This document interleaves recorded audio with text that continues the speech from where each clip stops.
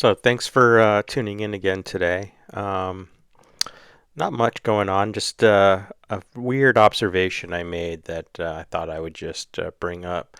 Um, the other day I was scrolling through Card Ladder, valuing out the price of my Brady cards, and it just seemed strange to me that his ultra modern are outselling, or at least the prices are higher than his older stuff. So what I did is I went back and looked at some of his Kaboom sales and compared them to his autograph sales, and I was really surprised that typically you can get a old auto for on card auto for less than what it costs for a high grade Kaboom card. So yeah, that's a little bit different. So the reason I was going through some of those older auto cards is because I was interested in getting insurance on my collection. I've been hearing about all the thefts and shop break-ins in the California area, and I thought it's probably about a good time to get an insurance policy on my cards. So going through, I started pricing out the value of his on-card autos that were issued directly from the card carriers, and just to make it simpler, I focused on 2002 tops since that's what I have. And the prices are about what I expected. 5,500 for a Stadium Club Red Auto, which I think is a little bit low considering it's a red auto. 4,800 for his Topps Heritage. Topps Gallery for 8,500. These are the listed prices. I know they'll probably sell for a little bit less, but these were about what I was expecting when I was looking through the cards, trying to determine how much to get my insurance policy for. And then out of curiosity, I went and looked at some other stuff, and I was just absolutely amazed at the value of those cards. The Kaboom listings were even higher than the auto listings. I'm sorry. You have a 2018 Kaboom in his Patriot uniform for almost 13,000. Um, Another one for 7,600 at auction. Still 2 hours ago. So yeah, it's probably going to sell for a pretty decent amount. Probably should save that. 4,000 for 2021 in his Tampa uniform. 4,200 for another Patriots. So clearly the Patriots sell for a premium. Um, yeah, just shocking at the prices of these things. So of course, curiosity got to me. I decided to look to see what the actual sold prices are for these cards, and it held up surprisingly so. So just looking to see what's sold recently. I got a PSA 8.5 Heritage Auto for 4,400, so I'm sure it sold for a little bit less than that. An E-Tops, I'm not sure if that came autographed or if that was autographed afterwards. Um, just a card with his auto on it's selling for $1,500, $2,000. Um, we have a Topps Gallery, about $4,000. Um, Another Topps Gallery sold at auction for 2126. Uh, Aftermarket Topps Gallery for 1625. Then we got another one of those red autos, so for about $4,000, which is what I would expect for a PSA 8. Um, I think these prices are in line with what I would typically expect for a Tom Brady autograph that was done early in his career. Um, I believe, I'm not 100% certain, but I'm fairly certain that he only did factory autos or OEM autos on 2002 Topps product. At least that's all I could find. I know he has some really big sales for that year. There is the I want to say it's a game used ball with an autograph on it. Let me see what I can find here. I'll have to look that up, but I know that he has a game used autograph that goes for a pretty high amount from 2020 or 2002. Here we go. His 2002 Super Bowl MVP game used relic with autograph sold for 49,200 at auction. So there are some big cards from 2002. It's just that the Kabooms are selling for so much more. It's very shocking to me. So as Kabooms are seem like they're selling strong for between $4,000 and $5,000 for eights and nines. Um, there are multiple sales in both his Patriots and Buccaneers uniforms, pretty consistently across the board. If you see a 8-9 or a raw, you're getting really good prices on there. Here's a 2018 in PSA 10 Gem Mint, 27,500 for an ultra modern Brady. Um, I was racking my brain, could not figure out what was going on. Why are these prices so different? And then it hit me. Gambling.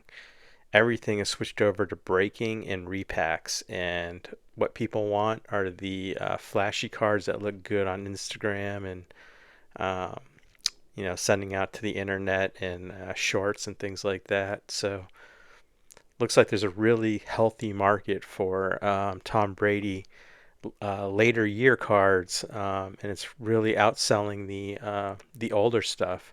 So to me, that seems like there's a collector opportunity in that area. So what does this really mean to me as a collector? It really makes me feel like ultra modern Brady cards might be in a bit of a bubble. They look great. I don't deny that. They look really good in slabs. They look really good when you're watching Whatnot and Backyard Breaks and Fanatics Collect or Fanatics Live, whatever it's called. These cards look flashy. They look nice. People really look like they want to, have this great card to display. But then I also notice it's the same cards being sold over and over and over again. So then, at what point do people get tired of seeing the same cards pop up? Um, here's that one that went for $27,000. It's a pop 45. 45 gem mint kaboom cards, and it's still selling for $27,000. At what point does fatigue set in?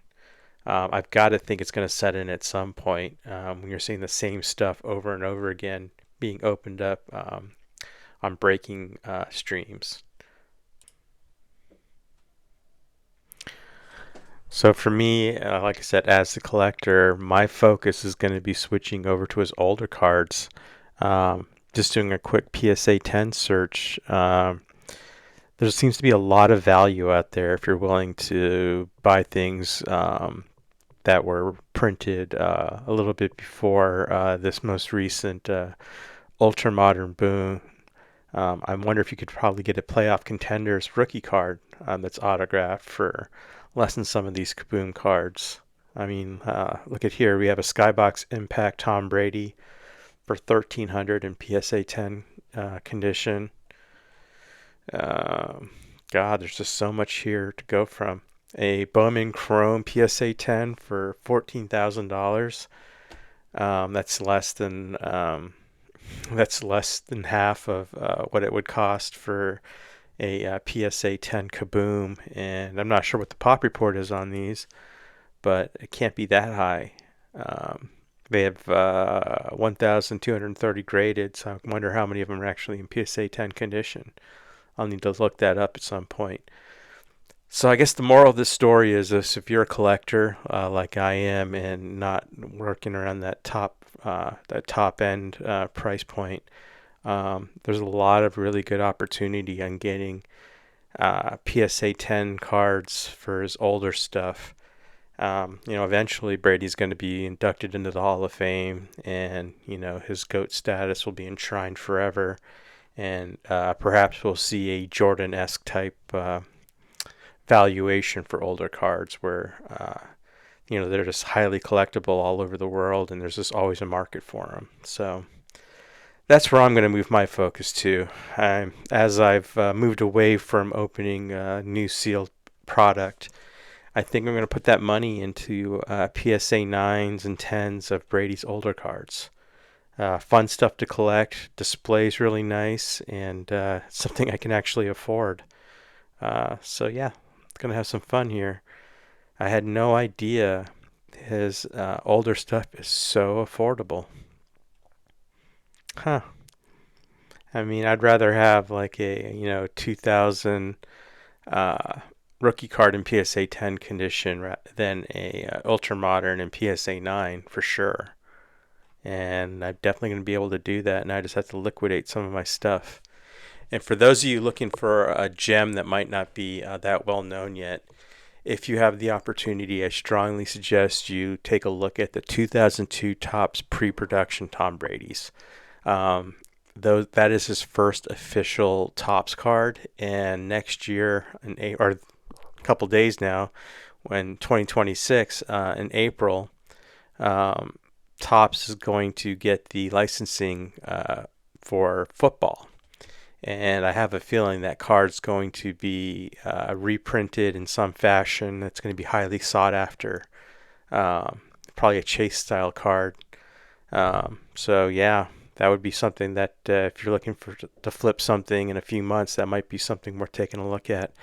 I think you can pick up his PSA nines for about $750 to $1,000, and hopefully they'll double at least once the new Topps football product comes out. Especially with repackers. Repackers will probably also be chasing or buying up that stock because they're looking to make money on selling those things. So you never know. But anyway, thanks for tuning in, and I'll get you again hopefully in a few days. Thanks.